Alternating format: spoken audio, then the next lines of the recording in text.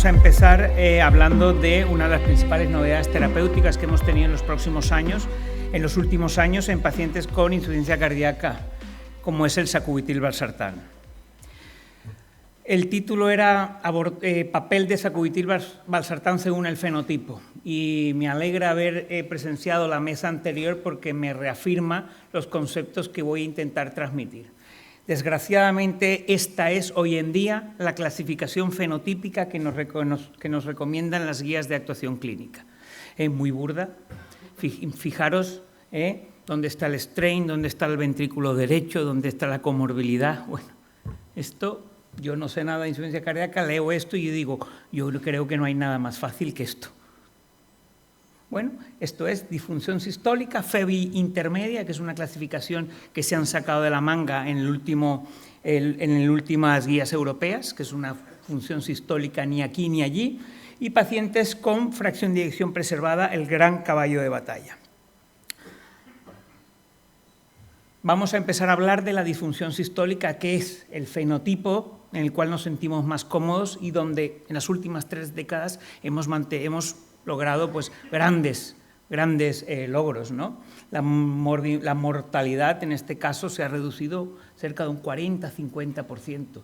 Todos los que nos dedicamos y vemos pacientes de este tipo nos sentimos, pues bueno, joder, qué éxito de la medicina, ¿no?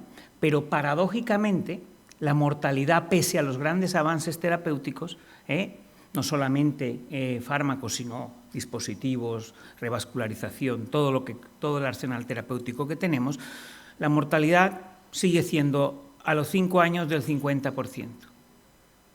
¿Y cómo podemos conciliar esa reducción relativa de 15, 35, 30 y ahora sacubitril/valsartán un 20%? Con mortalidades brutas que siguen siendo del 50% a 5 años. El perfil del paciente ha cambiado, el paciente ahora es mayor y es un paciente de peor perfil basal de riesgo. Y esto es una realidad incontestable que vemos día a día. Por ende, nos toca seguir avanzando mucho.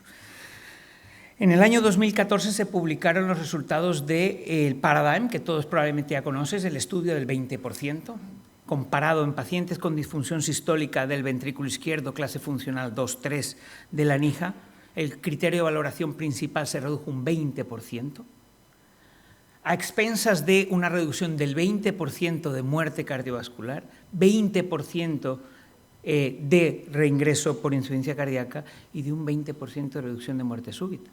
El estudio redondo por todos lados. Y algo, probablemente uno de los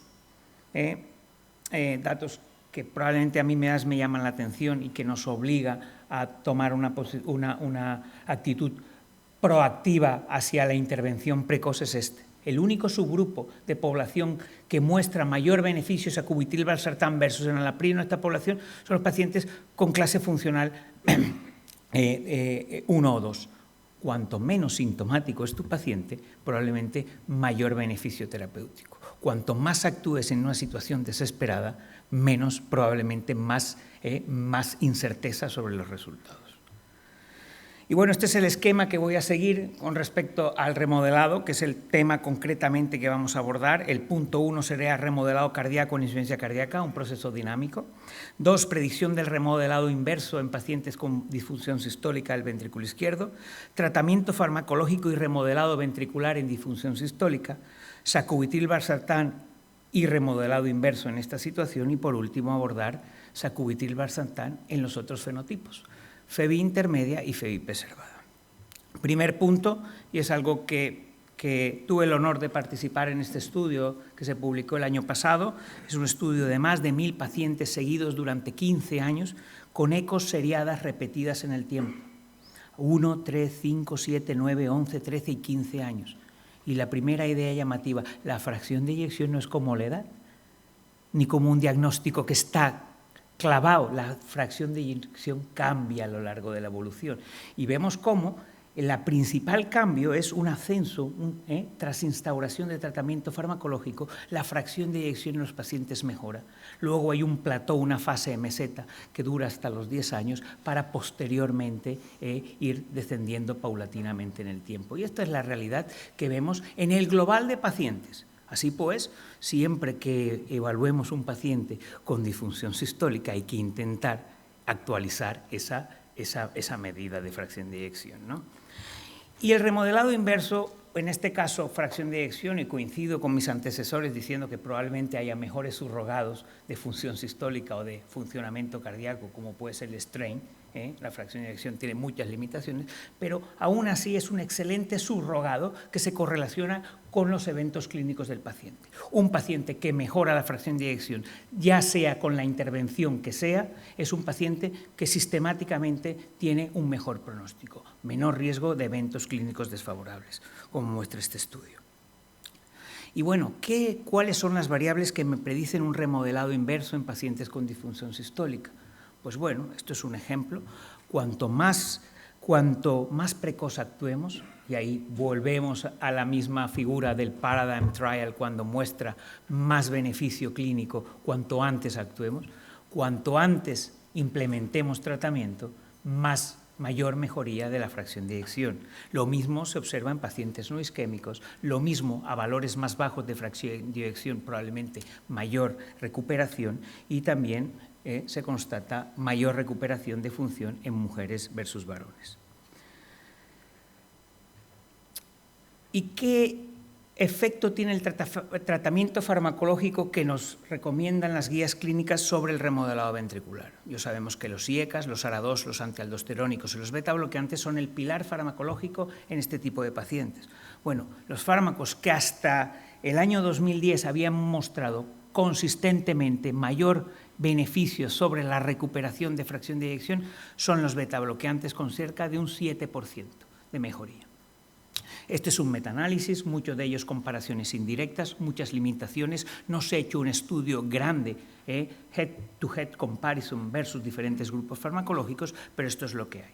7% beta-bloqueantes y los ensayos de IECARA2 hablan de una media, de una mejoría del 3%. Los antialdosterónicos están cifras parecidas en cuanto a la terapia farmacológica. ¿Y qué aporta sacubitril/valsartán sobre el tratamiento farmacológico preestablecido antes del año 2014?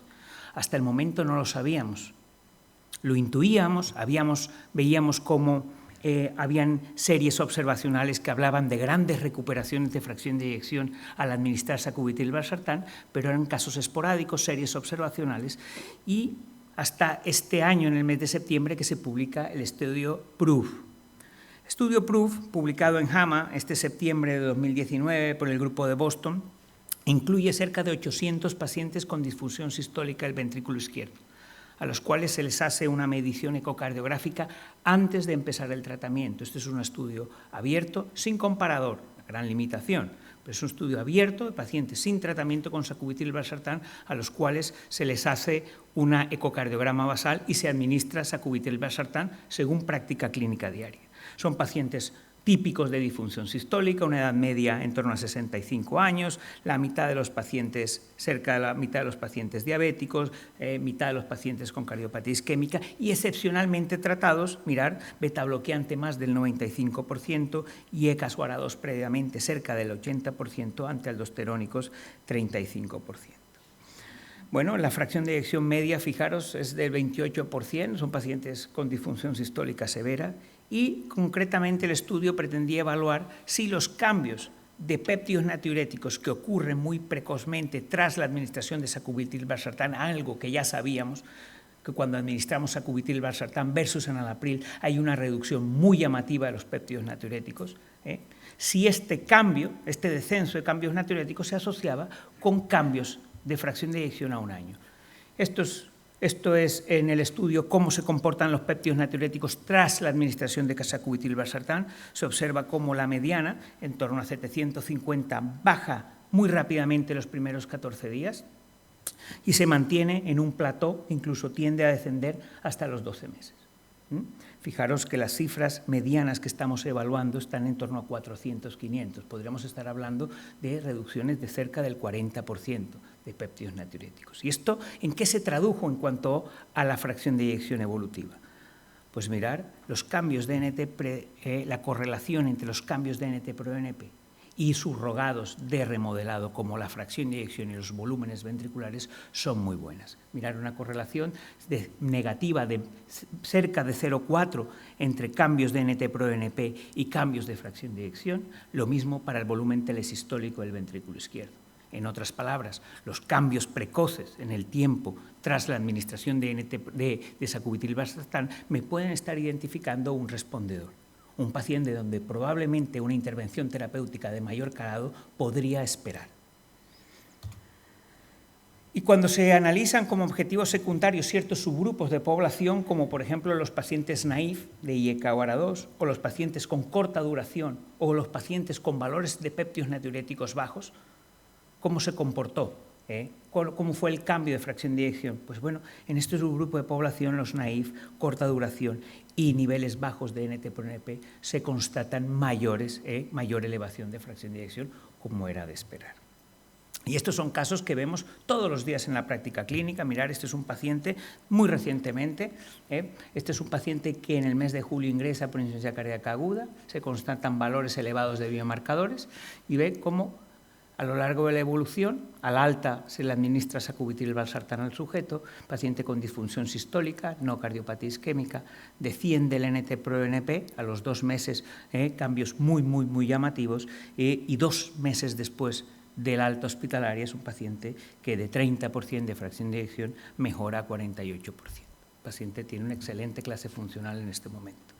Probablemente una intervención precoz de este tiempo podría llevarnos a estrategias terapéuticas que probablemente estarían equivocadas. Y por último, probablemente uno de los grandes momentos o situaciones oscuras que tenemos en la cardiología, que es esto de la fracción de eyección preservada. Esto es un término que probablemente es un término fallido, que lo que expresa es la incapacidad que tenemos nosotros de saber qué le pasa a nuestro paciente, ¿no? Que luego haré un paralelismo con el cáncer. Esto es lo que nos dicen las guías europeas y norteamericanas para el diagnóstico de FEBI preservada. Nos dicen que, bueno, que hay que tener una función sistólica mayor o igual de un 50, péptidos natriuréticos elevados, valores desde bastante bajos, bastante bajos cuando sabemos que esto es una situación, este es un síndrome muy prevalente en ancianos con importantes comorbilidades como la disfunción renal. A partir de una determinada y una función renal determinada, todos tienen, según estas guías, fracción de eyección preservada, ¿no? Pues bueno, aquí lo que me llama la atención es, primero, que seguimos insistiendo en que para diagnosticar FEBI preservada requerimos presencia de hipertrofia ventricular izquierda o alteraciones diastólicas. Algo que yo no sé por qué, y luego lo podremos discutir, antes a este síndrome se le llamaba insuficiencia cardíaca por disfunción diastólica y se le cambió el nombre.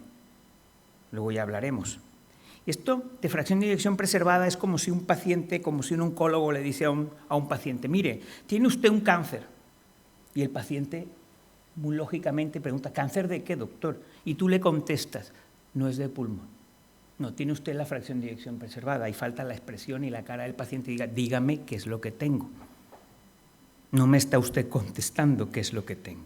Y esto es lo que ocurre cuando hacemos este síndrome, ¿no?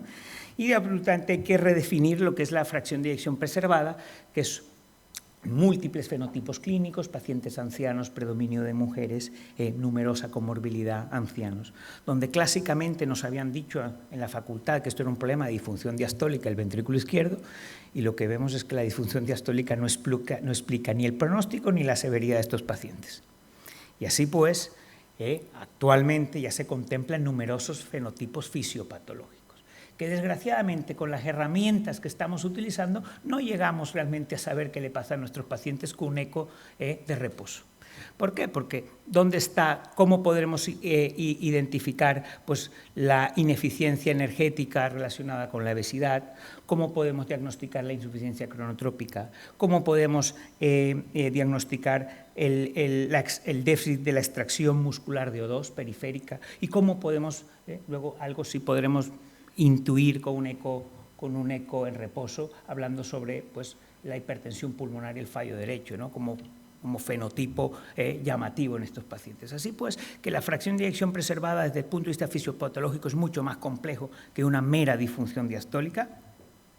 Y bueno, esto no lo traía yo y de cara a las charlas anteriores, cuando habló el doctor Mora, el doctor García Fernández sobre la importancia del ventrículo derecho, pues lo he puesto. Esto es mirar la importancia del acoplamiento y concretamente un marcador burdo de disfunción derecha sobre el pronóstico en FEBI preservada. Comparar FEBI preservada versus FEBI reducida. Los pacientes, los parámetros derechos se asocian de una manera mucho más consistente con el pronóstico en pacientes con FEBI preservada que en pacientes con FEBI reducida. No solamente la insuficiencia tricuspidia, la severidad de la insuficiencia tricuspidia, sino, por ejemplo, el acoplamiento, el consiguiente TAPSE-PAPS, una medida que podemos estimar en prácticamente todos los pacientes. Y con respecto al efecto beneficioso o el posible efecto beneficioso de sacubitril/valsartán, en estos pacientes, voy ya de entrada diciendo que esto es heterogéneo. Si esto hubiese salido positivo, pues esto sería la pastilla mágica, serviría prácticamente para todo. Estamos diciendo que esto es muy heterogéneo, que esto no sabemos realmente qué le pasa a nuestros pacientes. Pues bueno, este es el resultado. El criterio de valoración principal en este estudio, que se incluyeron cerca de 5.000 pacientes con fracción de eyección más de 45%, NIHA 2-3, fracción de eyección intermedia y preservada, mostró una reducción del criterio de valoración principal de muerte cardiovascular y hospitalizaciones totales en el tiempo, una reducción del 30%, que fue, del 13%, perdón, que estuvo en el borde de la significación estadística. Una interpretación rápida te llega a decir, bueno, esto es otro ensayo negativo, otro ensayo neutro en insuficiencia cardíaca con fracción de eyección preservada. Cuando tienes un ensayo neutro en una patología concreta, pues tú tienes varias opciones. O es que esto no funciona para nada en esta población, o que tienes resultados heterogéneos. En un gran grupo de pacientes no funciona, en otros funciona y en otros incluso empeora, que podría ser.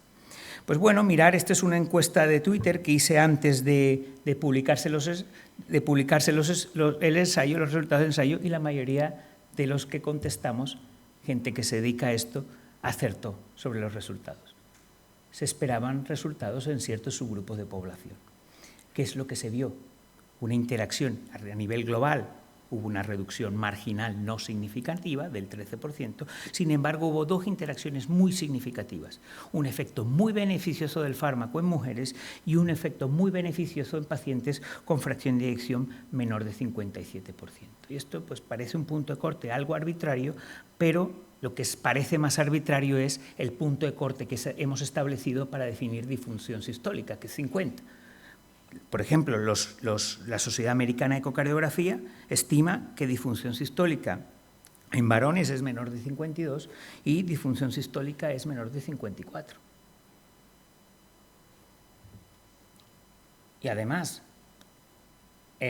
intentando explicar o darle una asociación causal a los resultados, estos mismos resultados, beneficios de fármacos que han mostrado consistentemente reducir eventos en disfunción sistólica, como la espironolactona o el candesartán, también mostraron resultados similares, beneficio en pacientes con fracción de eyección intermedia. Y esto se presentó en un estudio que compilaron ahora en la AJA, que compilaron los estudios del Paradigm y el Paragon, y muestra el resultado, el beneficio atribuible a sacubitril/valsartán a lo largo del amplio espectro de fracción de eyección y de acuerdo al sexo. Así pues, se ve cómo sacubitril/valsartán podría asociarse a un mejor pronóstico en varones a partir de fracciones de eyección a menores de 55 y en mujeres por debajo de 60%. Esto ha salido publicado en Circulation, el que lo quiera leer. Así pues, ya terminando, la insuficiencia cardíaca con FEBI preservada es un término fallido que surge de nuestra incapacidad para desvelar cuáles son los mecanismos fisiopatológicos que explican los síntomas de estos pacientes y, desde luego, hay que ir mucho más allá, dejando atrás esta visión cardio y, sobre todo, febicentrista. Debemos, como ya decía el doctor García Fernández, a ir desde un abordaje sintomático, que es lo que hacemos. Incluso nos llenamos de flores diciendo que disminuye la mortalidad con un abordaje puramente fisiopatológico, que es lo que estamos haciendo hoy en día. Estamos bloqueando los mecanismos fisiopatológicos que se ponen en marcha en insuficiencia cardíaca. No hacemos ningún abordaje curativo y mucho menos etiológico de la enfermedad. Desde luego necesitamos avanzar mucho en precisión, estamos muy lejos de parecernos, por ejemplo, a los oncólogos, que hacen mucha medicina de precisión, y esto probablemente es uno de los grandes hándicaps y de los grandes motivos por los cuales hay que seguir investigando en insuficiencia cardíaca. Ya para terminar, decir que sacubitril/valsartán es una estrategia farmacológica que ha mostrado consistentemente reducir eventos adversos en fracción de eyección reducida. Yo, desde luego, sacubitril/valsartán se ha convertido hoy en día en un pilar fundamental. Nosotros no hacemos no esperamos en este momento esperar que el paciente siga sintomático para evaluar si hay que hacer un cambio, ¿no? Yo creo que hoy en día ese argumento, con la consistencia de los resultados, pasa a estar absolutamente obsoleto. En segundo lugar, uno de los mecanismos que podría explicar este beneficio clínico tan rotundo de sacubitril/valsartán versus IECA o ARA2 podría ser que muestra consistentemente mejorar parámetros de remodelado ventricular izquierdo. Acordaros, un 10% de mejoría de fracción de eyección a 12 meses. Es algo muy llamativo, que te cambia radicalmente tu proceder terapéutico en muchos casos. Y por último, el efecto heterogéneo que se observa en FEI preservada probablemente revela lo poco que sabemos de esta enfermedad. Gracias.